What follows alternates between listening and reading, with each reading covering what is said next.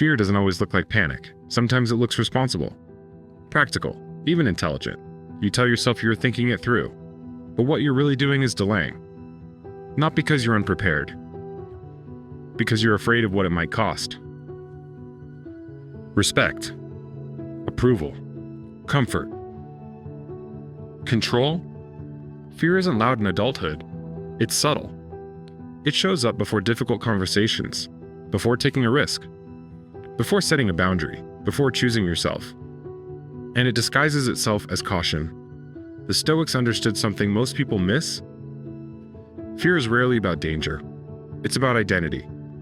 You're not afraid of the moment. You're afraid of what the moment might say about you. What if I look foolish? What if I'm rejected? What if I fail publicly? That's not physical fear. That's ego protection. And once you see that, fear starts losing its authority. The first quiet secret: separate sensation from story. The sensation is real, the racing heart, the tight chest, the mental noise. But the story? That's optional. The story says, this will ruin everything. They'll never respect me again. I won't recover from this. The Stoic pauses there, not to suppress fear, but to question the story attached to it. Is this a threat or just discomfort? Most of the time, it's discomfort, and discomfort is survivable. The second secret: shift from outcome to standard. Fear controls you when you measure life by outcomes. Did they approve? Did it succeed? Did it go perfectly? But outcomes are unstable. They move. They depend on variables you don't control. Standards don't. You can't control how someone reacts. But you can control whether you spoke calmly. You can't control success. But you can control whether you showed up with integrity. When your identity is built on standard instead of result, fear has less leverage. Because even if things go poorly, you still respect yourself. The third secret: practice voluntary discomfort. Not dramatic, not extreme. Small things.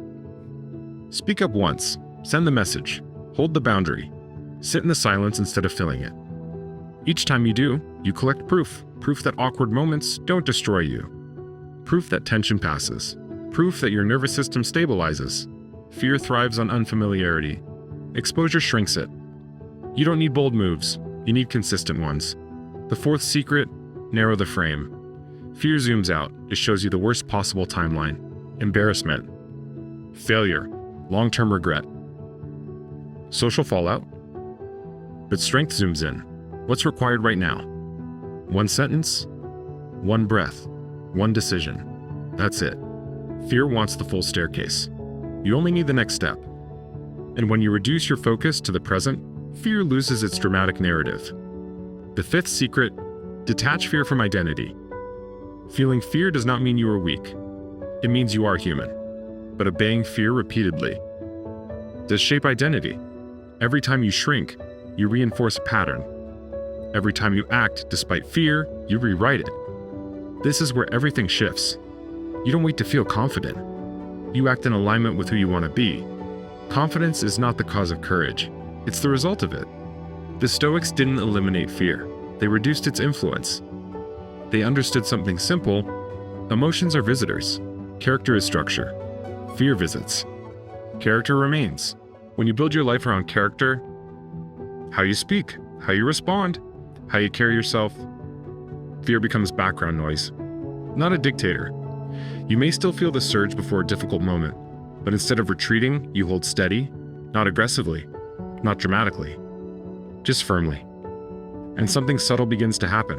You stop negotiating with fear. You stop asking, is this safe? And start asking, is this aligned with who I want to be? That question changes the direction of your life. Because fear will always offer comfort. Character will always require movement. You choose which one defines you. Mastery isn't the absence of fear. It's the refusal to let it decide. And over time, the things that once intimidated you become ordinary. Not because they changed, because you did. You became someone who values integrity over approval, action over avoidance, presence over projection, and fear no longer fits the space you occupy. The next time fear shows up, don't try to silence it. Take one small action aligned with your standards and let that action redefine you. If this felt like something you've been carrying quietly, subscribe. This channel is built for steady strength. And tell me in the comments, where does fear still try to steer you?